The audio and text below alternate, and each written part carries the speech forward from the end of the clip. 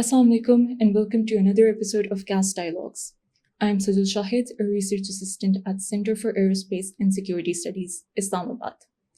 From Operation Swift Retort in 2019 to the 4-day conflict of May 2025, the Pakistan Air Force has evolved significantly in capability, doctrine, and integration. This episode will explore how past lessons, new platforms, and multi-domain operations have influenced the Air Force's journey leading up to 2025. For this discussion, we are joined here today by Air Vice Marshal Khawar Hussain. AVM Khawar currently serves as a director at CASS, overseeing the domain of emerging technology. Sir Khawar has over 34 years of experience serving in the Pakistan Air Force, where he held notable staff and international positions, including serving as the defense attaché in Abu Dhabi. Welcome to the podcast, sir. Thank you. Sir, to start off our discussion, when we look back to Operation Swift Retort in 2019, how do you see that experience shaping the Pakistan Air Force's journey leading up to 2025? Okay, thank you, Sajal. Let me begin by saying that air power is inherently a technology-driven force. Without adopting new technologies, concepts, doctrines, its risks falling behind in its effectiveness and relevance. The leadership of Pakistan Air Force has always been open to change and have been adopting the ever-evolving character of warfare since its inception.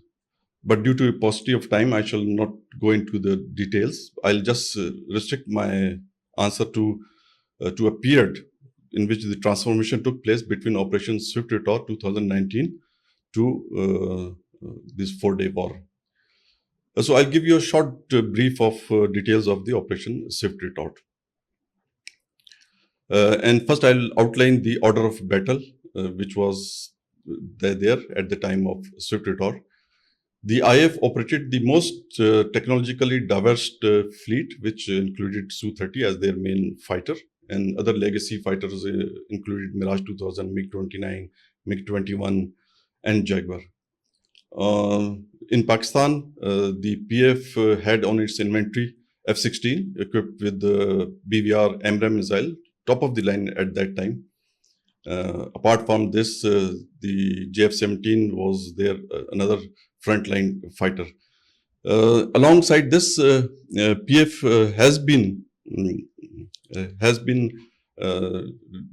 refining and developing its electronic warfare capabilities and integrating them into their operations. So this is where both air forces stood when the Pulwama incident happened. So immediately after the Pulwama incident, on 26th of February 2019, IF sent a strike package of Mirage 2000. These Mirages, they dropped standoff weapons against alleged terrorist camp. Here is the thing, these bombs fell aimlessly in open terrain without targeting any of their intended target. So it raised a lot of questions about the efficacy of those weapons and the professionalism of the IF pilots. Now, in response, Pakistan Air Force on 27th February launched a retaliatory operation, which we now know is Operation Swift Retort. The strike package comprised of Mirages, which carried the standoff weapons, while the JF-17 and F-16 provided the escort and forward combat air patrol. The Mirages dropped a standoff weapon while staying well within its own territory, targeting the military installation, which were there deep inside the LOC. And the pilot steered the bomb to the target, and at the last moment, the bombs were shifted away from the target so that to control the escalation. All this while, the F-16 protected the strike package by engaging the enemy aircraft in air-to-air combat, and they were able to shoot down 2 of their fighters, that is Su-30 and MiG-21.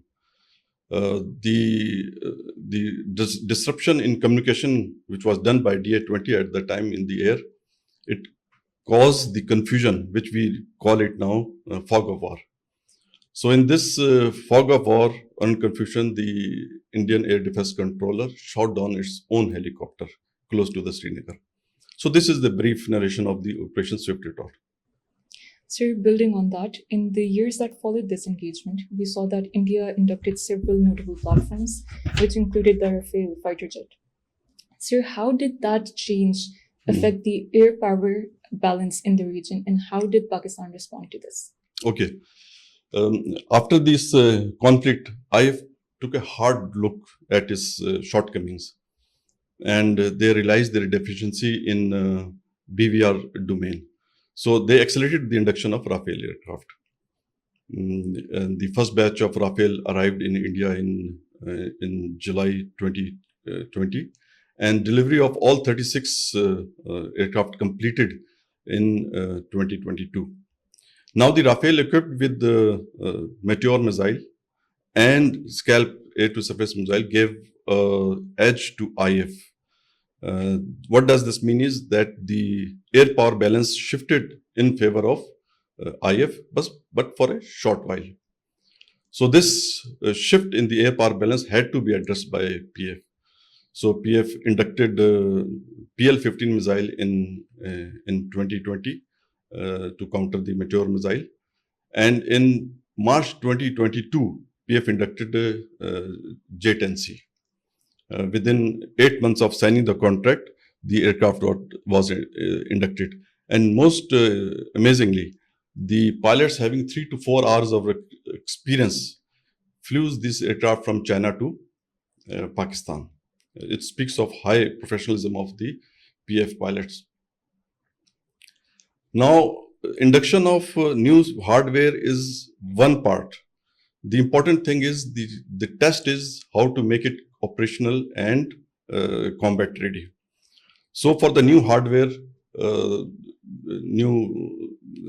tactical and operational employment strategies were developed and refined through extensive exercises and training. So by 2023, the J-10 was operational, combat ready in PF within 9 months of aircraft coming into Pakistan. Now the J-10C equipped with the EASA radar and PL-15 missile gave a detection and engagement range which was greater than the Rafale aircraft. That means the balance was shifted back towards the in favor of Pakistan Air Force. Put together, this gave Pakistan back this technology edge which it was lacking. So along with it, the most important thing that PF got the first shot capability. This advantage is crucial in BVR engagements. So this is how things happened. So in addition to the influence of new platforms on warfare, another point that we're seeing very commonly in modern discourse is that warfare is increasingly shifting towards multi-domain integrated operations. So how did the PF adapt to this shift in May 2025? Okay, good.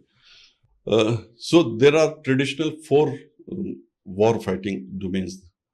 That is air, land, sea, and space. With new technologies coming up, new domains came up like EW, cyber, information, and cognitive domain. So that means there was a shift in warfare from platform-centric to network-centric or data-centric. So this changed the character of warfare. PF was quick to adopt this change and integrated this new concept of multi-domain operation in its doctrines. For that, new systems and linkages were created, which fuse the data received from all these domains in one comprehensive picture. This comprehensive picture was available to all these stakeholders, and more importantly to the pilot. And what it does is that it enhances the situational awareness of the pilot, the crucial factor in any air-to-air combat. Now, this is the transformative environment in which the next episode unfolded, that is Pelgram incident. On 7th May, the IF launched unprovoked aggression targeting various locations across the border, international border and LOC. The PF would not let go this aggression unpunished. And when the moment arrived, the JF-17, F-16 and J-10 in first 52 minutes of the combat, despite being numerically inferior, reshaped the battle space in their favor.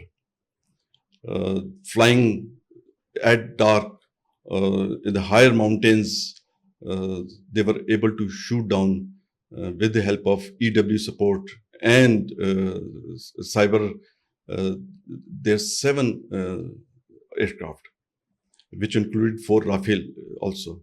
So shooting down of this aircraft, and more importantly, none of the Rafale were able to fire any missile onto PF fighters.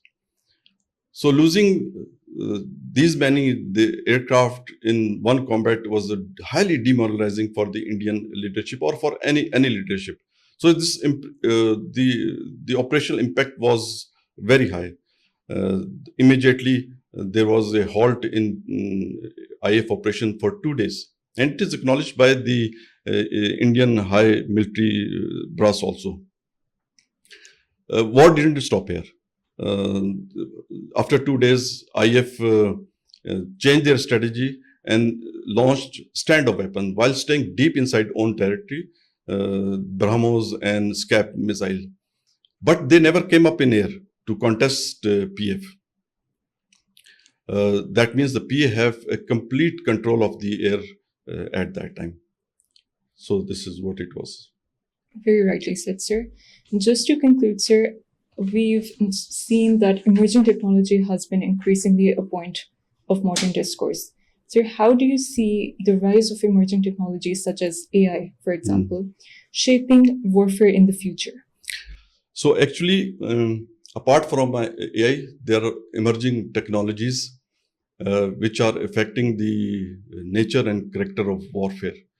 But AI is the bedrock of all these technologies, and it cut across all the domains.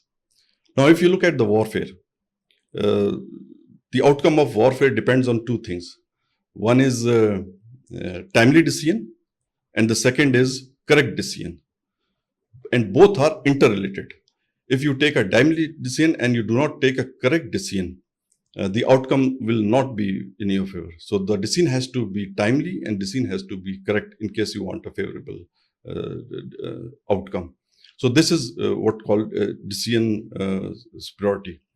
Now here the AI comes in, which helps you in taking the timely and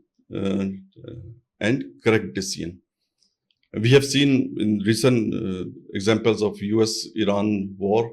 US was attacking Iran daily, 1,000 targets, and it was all help of AI, and they were able to shoot down kill their leadership, again the AI. So all in all, AI is there is going to be there in network, data centric and intelligent warfare. And let me tell you, the future war enabled by AI is going to be very, very destructive. This is, I would say, at the end. Thank you. Very rightly said, sir. And that was an incredibly insightful discussion. Thank you once again for your time and for your presence. My pleasure.